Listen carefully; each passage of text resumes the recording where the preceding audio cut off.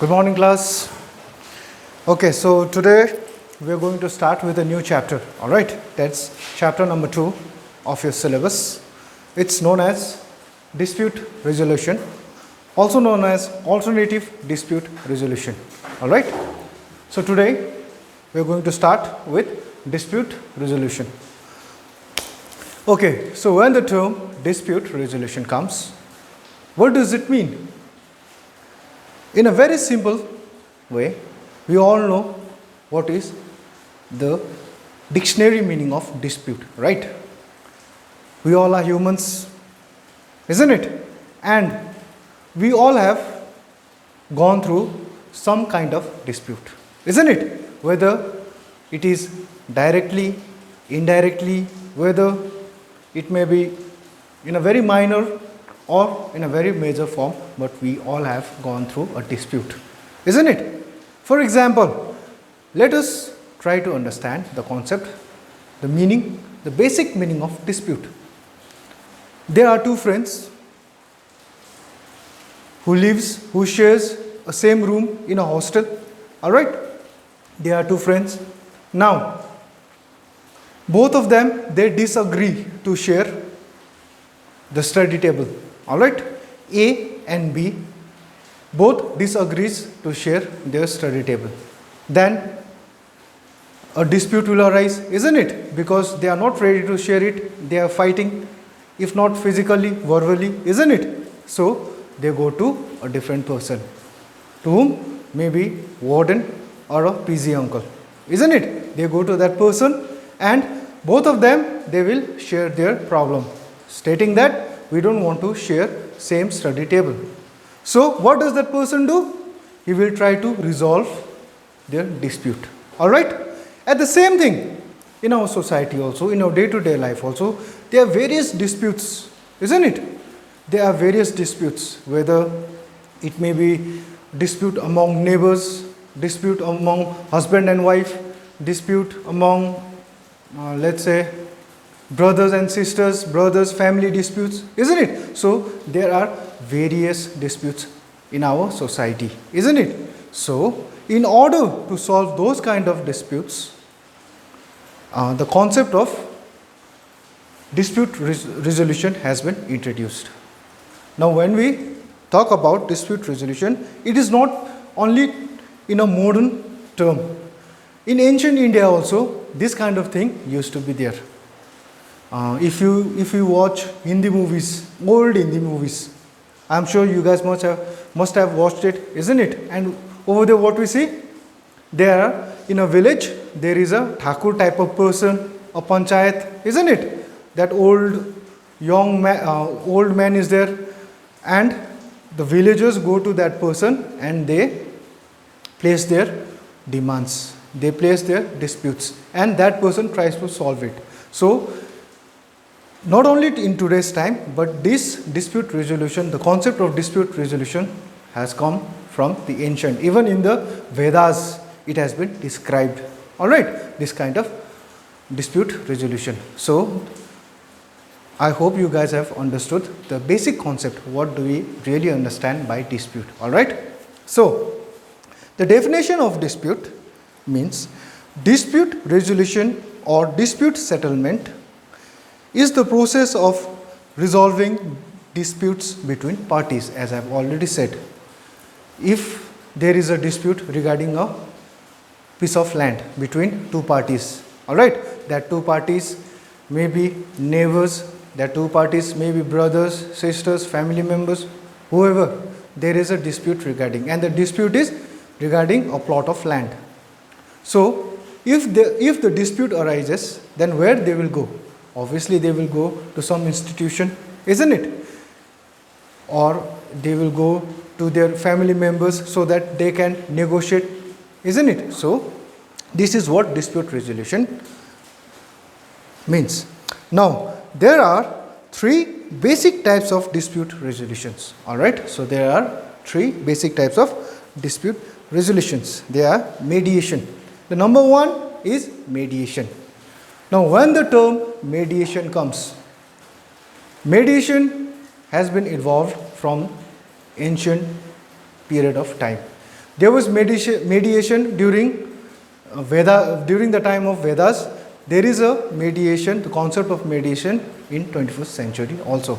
So what does mediation exactly means? The goal of mediation is for a neutral third party to help dispute come to a solution on their own. Alright, so what does mediation do? There are two parties, alright? Number one, number two party. Now, mediation means the third party over here acts as a mediator, to settle, to solve the dispute problem between the two parties. Alright, let's take a simple example. This is a first party, this is a second party. There is again plot of land. These two parties are fighting for that plot of land. Let's say they are neighbors. Now, in order to settle their dispute, the third party is always involved so that he or she, the third party, can solve it. Alright, this is mediation all about. When a third person involves to solve a dispute, mediation is nothing but when a third person enters to do what? To solve the problem, to solve any dispute regarding the two parties. Alright? Okay. So, why mediation is important? The reason is mediation is a process, or it is a technique which is used in order to save time. Not only it will save time, but it will also save money. Alright. So the best example for mediation is divorce, which you have already done in class 11, isn't it? So what are the grounds of divorces? Isn't it? So when the grounds of divorces are fulfilled and when there is a process of divorce, then there can be mediation between husband and wife regarding, let's say, regarding dividing the property or giving compensation, how much amount to be given. Alright, so that can all be done through mediation. Alright, husband, wife, first party, second party, and the third party will act as a mediator who will decide, who will try to solve or try to settle down things. Alright, so in dispute resolution, this is number one type of mediation is dispute resolution. In dispute resolution, this is one kind of mediation or a resolution, say. Now the second part is arbitration. Alright. Now what does arbitration means? In arbitration, a neutral third party, again in arbitration, this third party acts as a neutral person. Alright. A neutral third party serves as a judge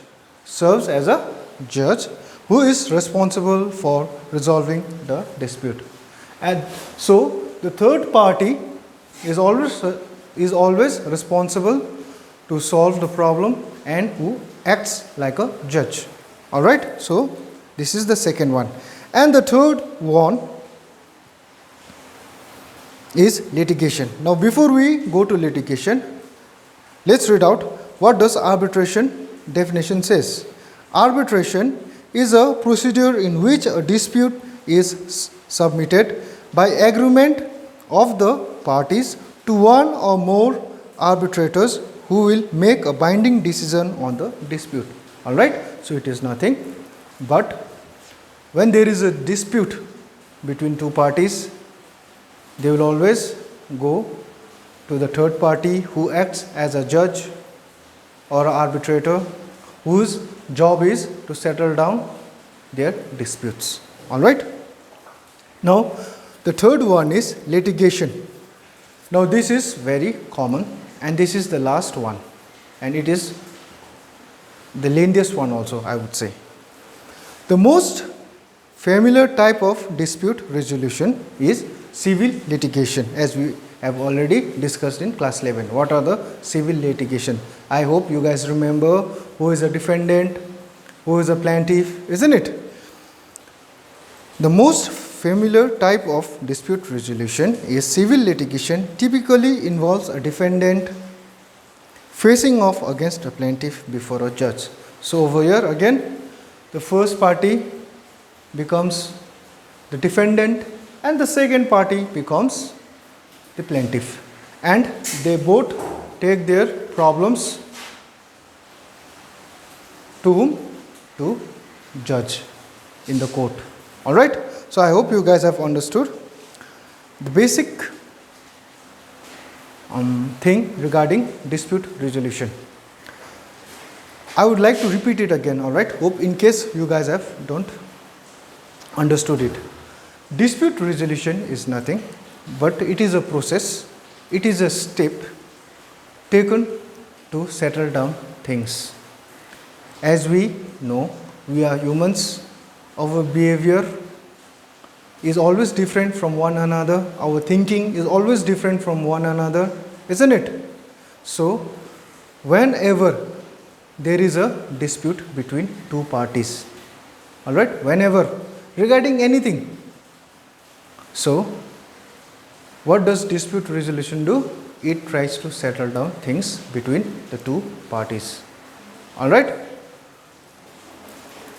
So, in next class, we will be doing the continuation of this dispute resolution. Alright? So, this much for today, and I will be sending you the notes soon because due to some circumstances, I was not able to upload it today, but I will definitely do it after some time. Alright? So, if there is any question, you can always ask me. Alright? So, hope you guys are doing good. Thank you.